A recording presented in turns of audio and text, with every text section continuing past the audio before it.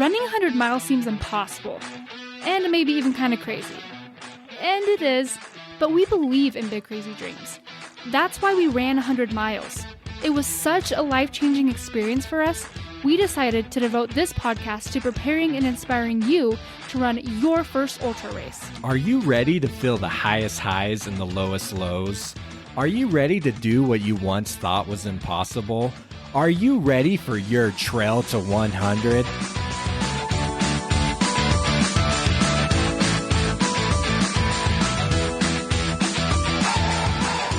Thank you for joining us here on Trail to 100. I'm Jacob Bateman, and joined along with me today is my beautiful and lovely wife, Melody. Hey guys, how's it going?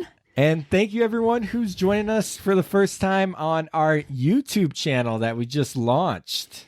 Yeah, it's been kind of fun putting it up. We're going to have a YouTube video to go along with our episode every week. So watch for that on YouTube.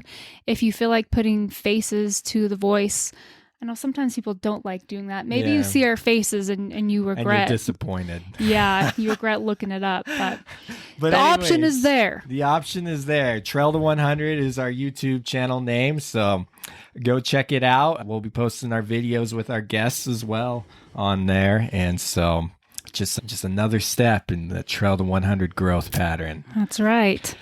So today you get just the two of us, Jacob and Melody. For those of you who are new to the podcast, this is the podcast made for beginner ultra runners, and we interview guests for 3 out of our 4 episodes each month.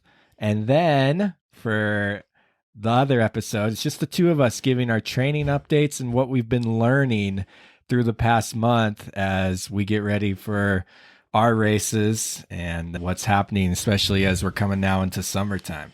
Because our theme here at Trail to 100 is really learning from other people's experiences. So here's a little bit of what's going on in our lives and in our training. So I have the Scout Mountain 100-mile race here in, I think it's like 5 weeks. Yeah. So holy crazy. Mother. That's nuts. Yeah. And Melody has an upcoming 25K that you're racing this weekend. Yeah. Yes. So that'll be fun. And so through this past month, though, we did have some events go down. I ran a 50K a couple weeks ago, and you ran the 25K while pregnant, which was very proud of you for doing that. Thank you. Thank you. So, Melody, what have you been learning here through this past month, especially training while pregnant right now? Because you're 4 months along right now? Yeah, we're 16 weeks. So training has definitely been very different. Here's the big takeaway from my training recently: being more fluid and flexible. And being pregnant has kind of forced me to listen to my body and be fluid and flexible. And I know we've talked about listening to your body so much on this podcast, but it really, really clicked for me recently. And, of course, I have to pay extra close attention to my body right now. And I've never turned around early in so many runs or turned my run into a walk or a hike. I've never done that so many times, but I'm kind of trying to get used to my new body here. And anyways, I've learned that, right now I don't have any really big goals. I talked on our last podcast, just the both of us, that I would like to run a 50K while I'm pregnant. I'd like to do at least one ultra. So that's kind of the tentative goal, if my body will let me do that. But ultimately, my goal right now is to be healthy and have a healthy baby and to take care of our baby and take care of my body. And so I'm just trying to get out and train and move every day. And here's the thing, I've learned to love running again. I haven't talked about this a whole bunch on the podcast, but I feel like the past couple years, my love for running kind of disappeared. I feel like it just turned into, I was putting a lot of pressure on myself, and I became obsessed with the numbers. I was obsessed with my heart rate and my VO2 max and my HRV and how much climbing, how many miles, and it just kind of sucked the fun out of it for me. And so what I've done recently is I've taken every single data point off of my data screen when I run, except for time. So I don't see how far I've gone. I don't see my pace. I don't see my cadence. I don't see how much I've climbed. I just know how long I've been running for. And it's really helped me tap into my body and pay attention to how I feel. And I really have just been using running as a way to get out in the fresh air and to feel good. And it's been how I've been maintaining my sanity through this pregnancy, because it's harder than I thought it would be. And anyways, just by turning off the numbers and running by feel, it just has helped me regain my love for running. So, you've had this story multiple times. What do you mean? So remember your Richfield. For our longtime listeners, they've probably heard this episode. Remember our race, the Crimson Canyon Ultras? Yeah. Where you... Oh, I stopped looking at my heart rate, and then I just ran the race, and it ended up being a good race. Yeah. Yeah. Because it was a terrible race. See, this is what's always happened. I feel like you've learned this lesson, but you keep falling back into being obsessed with the numbers. This is what's happened, and this is where I'm grateful for running while pregnant, because it's really made this lesson click for me. I've known for a long time that I was obsessed with the numbers and I needed to turn them off. And what would happen is I'd be like, okay, so I turn off the numbers and I stop looking for like 2 or 3 days. And then I'm like, no, this isn't right. Like, I need to look at the numbers. Then I just go back to the numbers. And Which I don't know. The numbers do have a point. The numbers are important. I mean, there is a science behind it. Of course. I mean, that's why, like, when I'm coaching my athletes, I look at the numbers for them. So I always teach them, like, go off of rate of perceived exertion. So go based off of how you feel. And I'm going to look at all the stats and numbers for you. And then I'll let you know, like, okay, you need to slow down, you need to speed up. And so that's one way you can keep track of the numbers without having to focus on them yourself. That could be helpful for some people. I think that could be helpful for me, but I'm not using a coach right now. Anyways, I feel like it just finally clicked because I have to listen to my body right now. I literally, if I do not listen to my body and I push myself too hard, I am knocked out for 2 or 3 days, or I have a terrible migraine, or my nose starts bleeding. Like, I literally have no choice but to listen to my body. Okay, so with listening to your body, how do you know when to stop or when to slow down? Honestly, you have to tap into your body. Your body will let you know. I will also throw this in. How do you know? What are signs in your body that let you know? Okay, there's a few things. Right now for me, if I start to get a headache or if I start to get dizzy or lightheaded, that's kind of my sign that I need to slow down or I need to turn around. Also, if I start to feel really groggy, really tired, really heavy, it's hard to explain, but my body literally will not let me push myself. Like, if I feel like sprinting or going harder, my body just will not let me right now. Another thing that I do, because I am trying to be really, really careful, I do say prayer before every run that I will know when I need to turn around, if I need to turn around. And I feel like by doing that, it has given me more clarity of, like, just like a thought or something of, okay, it's time to turn around now. And that's, because you're pregnant and it's just a little...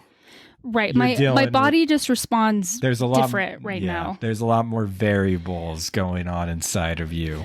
Right. It's, like I said, it's hard to explain. I watched all these, like, reels and TikToks of other female runners, and I heard that so many times that your body doesn't let you push yourself past its limits. Like, your body will let you know, and I don't know how to explain it, but my body just will not let me push harder than it's supposed to push. So the whole Goggins 40% rule actually is not true when you're pregnant. Meaning, when you think you hit your wall when you're pregnant, you should probably take that as your wall and not try to push through. Yeah, or else you When risk you're pregnant. really hurting yourself or Yes. hurting your And child. potentially hurting the child. Yeah, when you're pregnant, this is a time when you just have to give yourself grace and slow down and be a little bit softer. Okay, but say, you weren't pregnant and you were feeling really tired and groggy on your runs and you started getting headaches on your runs. What would you then do? Not pregnant, just normal training plan, living a normal life. First of all, I never get runs. Or never get runs. I get runs on runs. No. She gets the runs, if you know what I mean. We're all ultra runners. We all get the runs. No, I never get headaches on runs. Okay, 'cause I this do. is the first. I know you get headaches a lot. These headaches. This is totally new for me. But honestly, there are not very many runs before I was pregnant where I turned around or stopped. The only time I ever turned around or stopped is when I was hurting myself. So one example I'm thinking of is after we did our 100. It was like 1 or 2 weeks after our race. And my body was still feeling broken. And I wanted to go for an hour run, but I just felt like I probably shouldn't run for an hour. I don't think my body's ready for that. But I did it anyways. And towards the end of the run, my left hip and my left heel started hurting really bad. And I hurt myself. And that put me back in my recovery a few weeks. So that was a run where I did stop and I ended up walking home because I'd hurt myself. And usually, and maybe this isn't great, if I'm really, really tired, I just push through anyways. Well, I mean, if you're going to run an ultra, there's going to be a point where you're really, really tired. And Right. you either quit or you keep pushing. Right. I probably have overtrained in the past. I think that's why I kind of got to a point where I wasn't enjoying running as much and I was kind of burnt out. Okay. So now this leads into where I'm struggling with right now. So you're kind of in a burnt out stage right now. So I'm less than 5 weeks out. So I hired a coach to make me a plan. And I don't actually meet with the coach weekly. Coach just made me a plan and I've just been trying to stick to it. And I am running more miles than I've ever run my entire life. So yeah, you just hit your peak week of all time this week. And that was after a 50K. So like 2 weeks. And it was how many miles? How much climbing? So 2 weeks ago, I ran 58 miles with 8,000 feet of climbing, and there was a 50K at the end of that week. And so that might have been a peak week. I don't know if I've ever hit 58 miles before, not in the last couple years, at least. So that might have been my first time hitting 58 miles. And then the week after that, so no recovery after the 50K, I then did 64 miles with 15,000 feet of vert because I'm trying to get those climbing legs under me as there's going to be 23,800 feet of climbing in Scout Mountain 100. So a lot of climbing. And man, so near the end of this week, most of my runs were like 9 to 10 miles through the whole week. And then I had a 20-mile run on Saturday. That was pretty rough for you. And yeah, it was 6,000 feet of climbing on this run. And in slushy snow. Yeah. And I was in the end, I averaged 20-minute miles. 3 miles an hour. This is the reality of ultra running, it was guys. Like 7 hours out there and just feeling so tired. I definitely had that feel of the back-to-back, long runs, even though the run before that day was 10 miles. So it wasn't crazy, but it was the consistency of basically 10 miles every day that week leading up to that, so now I went for a run today on Monday, the following day, and I'm scheduled to now break the record that I set last week of 64 miles. I'm scheduled to run 70 miles. And today it took me 2 hours to run 7 miles with 1,500 feet of vert. Yeah, this is what I've seen, babe, is you did the 50K. You did great. I felt good. And then I feel like we rested on Sunday, and then Monday you still weren't totally recovered, but you went out and trained, and then you just trained, and I feel like you never totally recovered from that 50K. But like, yeah, and I think maybe a big part of that might have been last week was a big like training week. Like, okay, you just ran a 50K. Let's use this week to run on tired legs. Yeah. And get your legs used to running on tired legs, which that's what it felt like almost the whole week, just running on tired legs.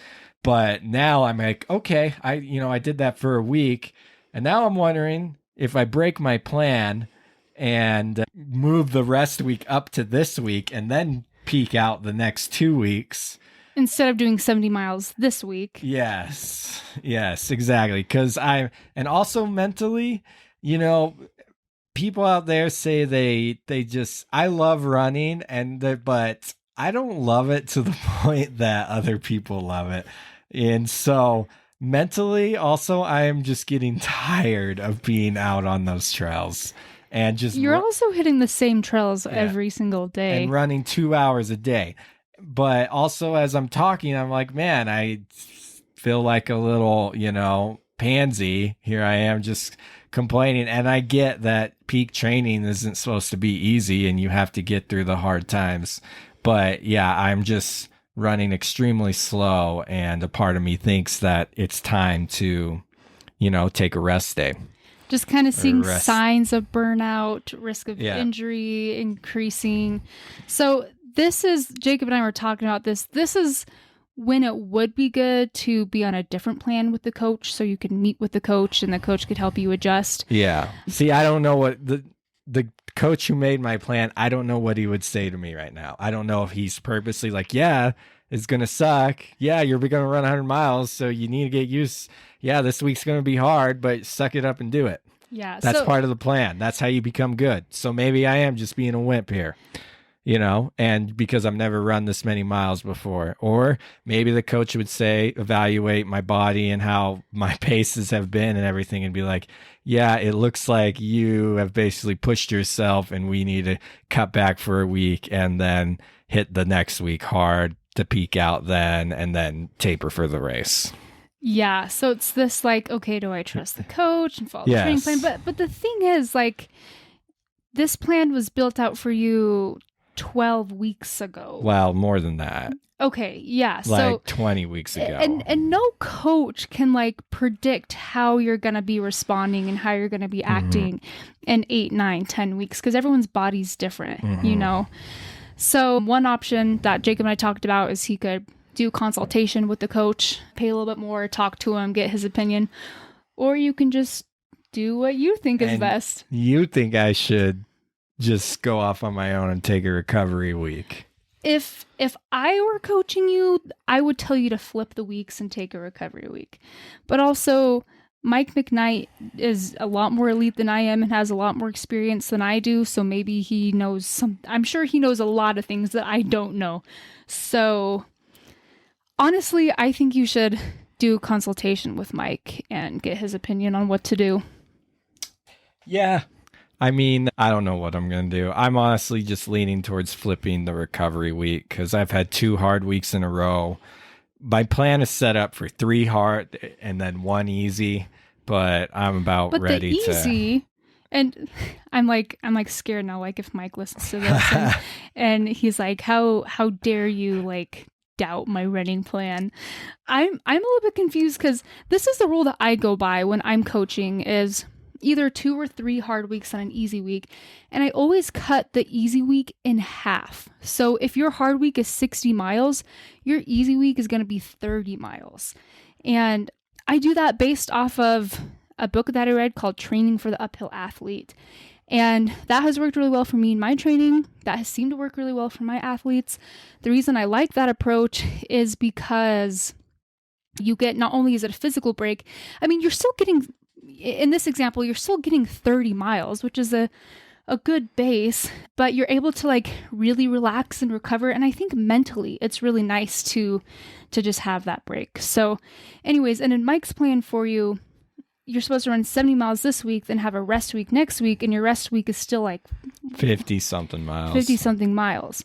And your base, you started with like a comfortable base of 30 miles a week. Yeah. So I feel like that's, in my opinion, I feel like that's not enough of a cutback to really recover. But I don't know. Maybe, like I said, maybe Mike knows something that I don't know there. But So yes, those are my thoughts. I'm in the predicament of, am I overtraining, and will this hurt me on race day to get all these miles in? Because this seems like I've taken a pretty big jump. And I really only wanted to peak out in about the 60-mile range, which what I just hit. And 75-mile week is, woo! Especially with all the climbing that I'm getting in. Like it literally was like 16 hours of running last week just to get 64 miles. That's me being slow. And yeah, that's just, so it's been a part-time job. I don't know. I feel like maybe I should take a really nice recovery week and then hit the next week really hard and then taper, because then it will be 3 weeks from race day. So I might be modifying my coach's plan.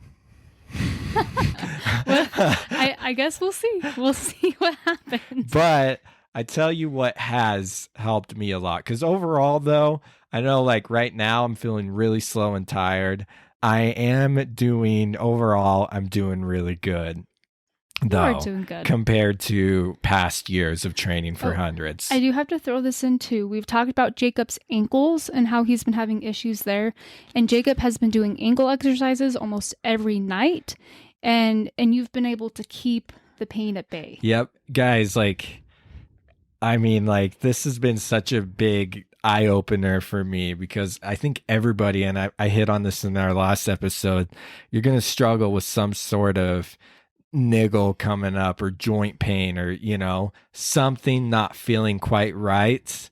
And yeah, I have, my ankles have not been feeling good on my last 100. They actually, like the last 10, 15 miles, one of my ankles like really blew up on me and swelled up, and just, like every step was like a shooting pain. Yeah, you couldn't walk on your ankle for a little bit after that. And then right after the race, when I quit walking on it, it just swelled up and was super painful. But anyways, I've been doing those exercises almost on a daily basis, and I have noticed when I don't, there was like a 3-day stretch where I didn't get them in, and the pain started coming back. And then when I start getting my ankle strengthening exercises in again, the pain starts to be less and less and less. And then when I'm doing it every day, it's nearly gone, And so it just goes to prove, like, if you are struggling with a niggle, it just doesn't mean, don't just stop, Take care of the niggles. You have to, you got to address these things. And like, I know for like first time ultra runners, you just like, it's just so hard to get the mileage in, let alone do more. But if you really want to finish strong, and get the training in and not get hurt during the training process, because you will get hurt during the training process if you just neglect everything else except for running. If you're worried about time, cut your run short by 5 minutes so you can get your exercises in. Yep. Get it in. And you can get it in while you watch TV. Be creative. Yeah. Honestly, and it doesn't have to be like an hour routine, like literally 5 to 15 minutes of working on it. It could be, get up 5 minutes earlier, do it right before bed or on your lunch break. Like, you can get it in. You can even stretch in the shower. It's actually really relaxing. I've been doing that. Especially with some hot water. Yeah, you would help relax your muscles. That's a good idea. Yeah, like I stretch in the shower a lot of times. You just get that hot water going down on you. And so if you're struggling to find time, there's, if you're watching television, if you're taking a shower, you can still, like, don't sit down on that couch unless you got a band on you to stretch with or to, do some strengthening exercises with. Totally. So I've been doing that. I have been drinking protein like a madman. Yes, you have. Jacob makes this chocolate protein smoothie like 6 times a day. He has it right here. And it's a pretty good smoothie, I will admit. He's obsessed with it. I just took you need the calories right now. Just took a swig. And I've been feeling a lot of times when I've been dragging, it's been like, hey, let's make a smoothie, and I feel a lot better afterwards. We'll post the recipe on our Instagram page if you want it. Yes. And so that was one of my big fallbacks when we were training for our first 100 was my lack of protein in my diet. And so I've been feeling a lot better, and I think my body, I know my body has been recovering better because of that. And then the third thing I've been taking, which I am fairly certain has been helping me quite a bit, is a supplement called the Cura NZ. It's a black currant supplement for people who work out, and it's supposed to just help you recover better. And they take an extract from a black currant, and I honestly have been really enjoying it and liking it, and I think it's definitely also aided in my recovery. Yeah, Cura NZ, is that how you say it? Cura NZ. Yeah, Cura NZ. they sent us some free samples, and yeah. I've been too scared to take them. Being pregnant, I'm just scared to take anything new. Yeah. But I want to bring it into my OB and get her opinion on trying them, because I have been loving them. Yeah, it seems like they actually have really been helping. Yeah. And so anyways, I'd encourage you guys to take a look into it because they've been helping me out. So protein, that, getting my, ankle strengthening exercises in, and overall, I'm doing good. I'm tired. I might be overtraining slightly. I don't know. I honestly feel like if I just peak out again with the same week that I just had, even if I do take a recovery week this week and then peak out, that I'll be fine for the hundo. Because I've finished 100 miles on peaking out at 50 miles, and your training has been a lot more consistent. Yeah, with an inconsistent training plan. Not suggesting it, but I did finish it, so I already feel like I've surpassed last year's training. David Goggins ran 100 miles without training at all, right? And sometimes I'm like, that's kind of a dangerous mindset to have, because then you don't train, and that's stupid. I do want to say this. This is one thing that I can say with confidence is, if you don't have a coach who can help you alter your plan and you're not sure what to do, err on the side of caution, because it's better to undertrain than it is to overtrain. Yeah, because once you overtrain and you're in that race on race day, there's no your body's shot. It just makes race day that much harder. If you're not fresh going in, then 100 miles is going to be even harder than what 100 miles already is. Yeah, good luck doing 100 miles on tired legs. I was just going to say that's something that, a coach has to really carefully balance. Is the trick to getting to peak performance for your race is to get you right to the edge of overtraining without overtraining, so, but my advice would be, don't let yourself get that close to the edge unless you're working with a coach or someone who can make sure that you're not going to go over the edge. Yeah. So anyways, life's been good. My training has been good, and I feel stronger. I've been doing more miles than I normally have, and I still am feeling pretty strong. So I'm excited for Scout. It's starting to get real.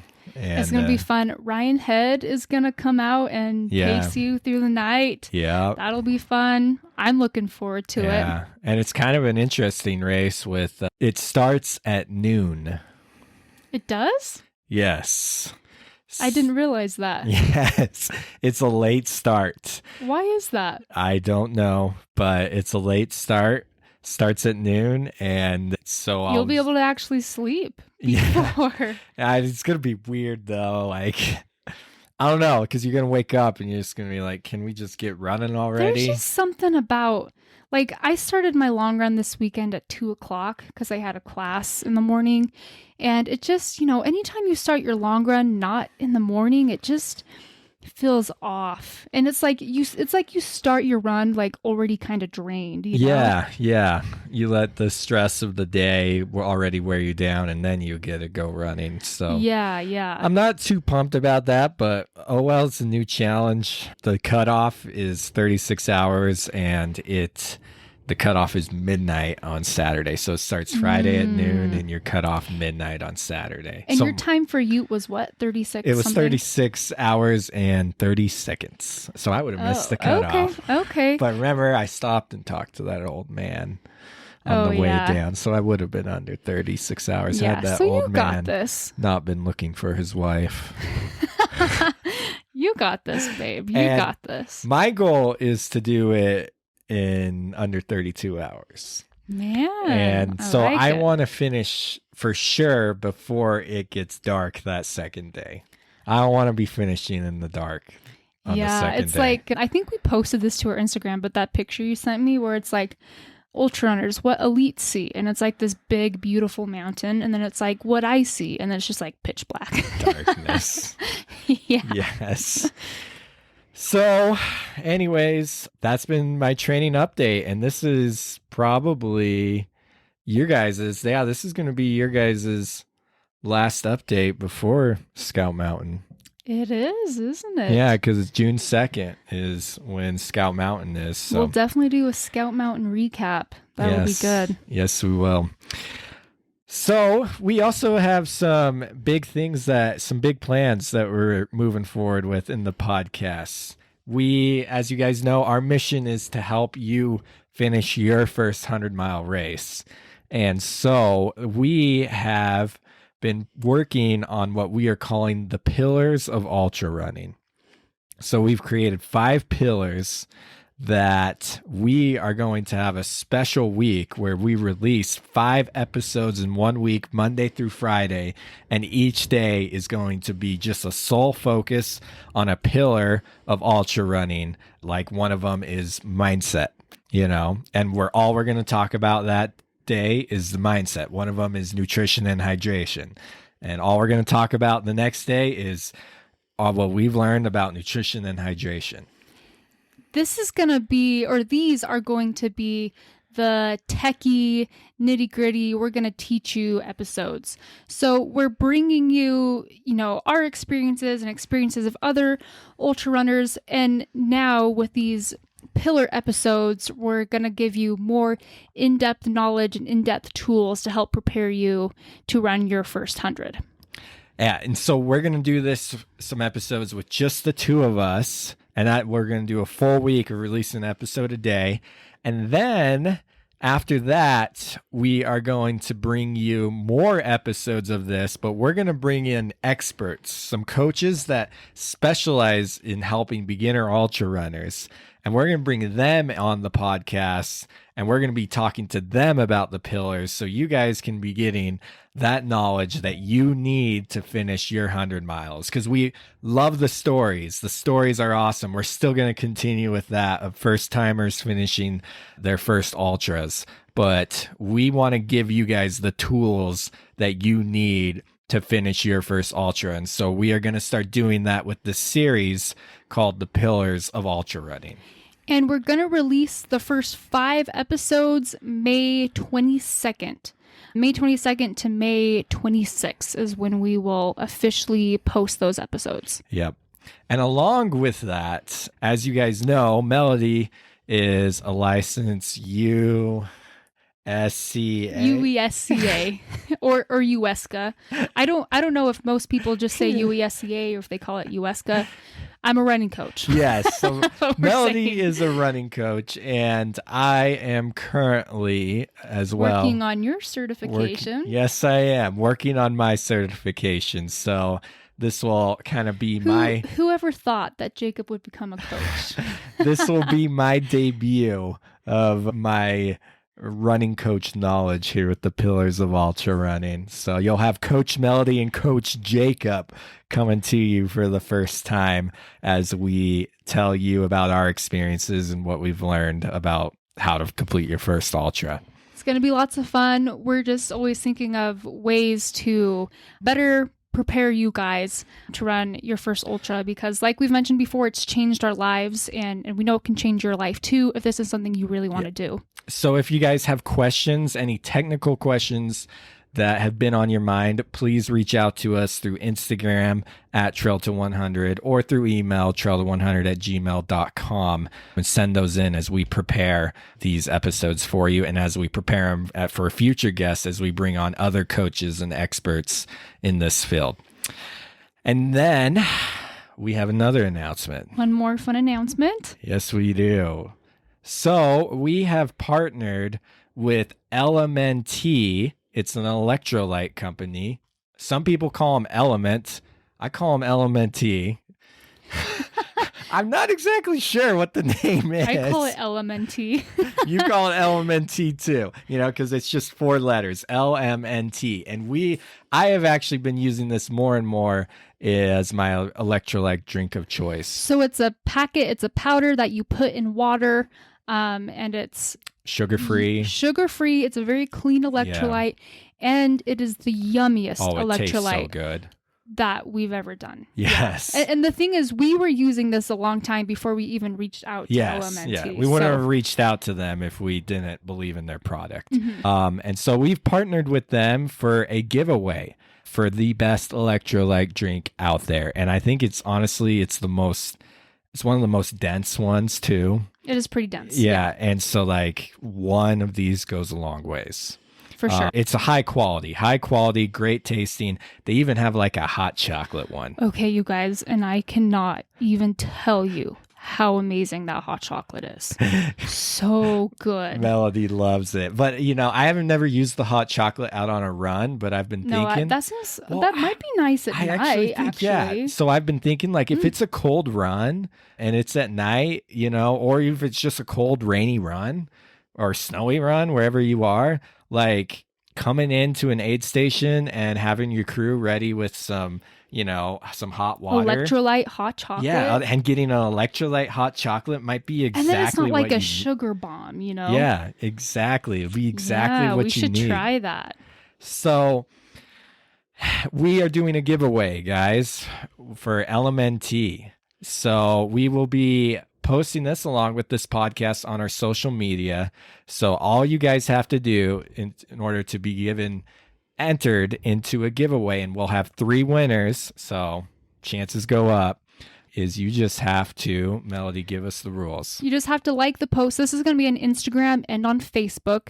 You just have to like the post, like our page, and then tag friends in the comments for additional entries.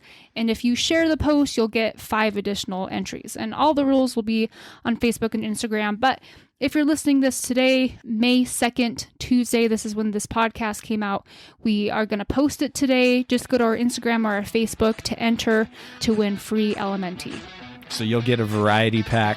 So you'll get to try all those delicious flavors and then tell us which one you like the best. So just a review, you have to like the post, comment on it, right? Tag someone. Mm-hmm. And then is there anything else? And then you can share it to your story for extra entries as well. Okay, but like and tagging will get you one. But just go to our Facebook and Instagram and it'll all be there. Thank you guys for joining us here on Trail to 100. We really do appreciate the support and for you choosing to listen to this. And we will talk to you all next time.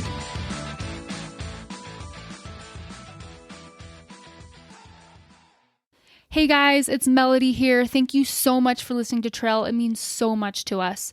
I'm really excited to tell you about my coaching business where I help average Joes who are looking for a little bit more out of life do something big to find a little bit more purpose, direction, and meaning. Learn more on my Instagram at The Pine Tree Runner or on my website, melodybateman.biz. Links are in the show notes. I know what it's like to feel stagnant or like something's missing or like you just want more out of life.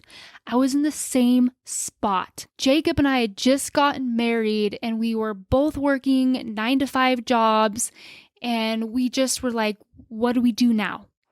We just wanted something more, and we listened to David Goggins' book and we decided to sign up for a 50-mile race. And since then, we've done 50s, Jacob's done a couple hundreds, I've done 100, and running has changed our lives. I feel like I always have a goal to work towards. I feel accomplished and proud of myself.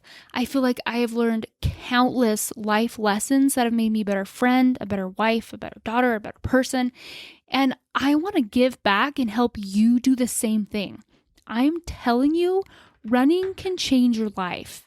If you're ready to jump in and sign up for a race, whether it's 3 miles or 100 miles, I would be honored to help you cross the finish line. If you'd like to learn more or get in contact with me, find me on Instagram at the Pine Tree Runner or contact me through my website, melodybateman.biz. Links are in the show notes. You have so much potential and you are way stronger than you know.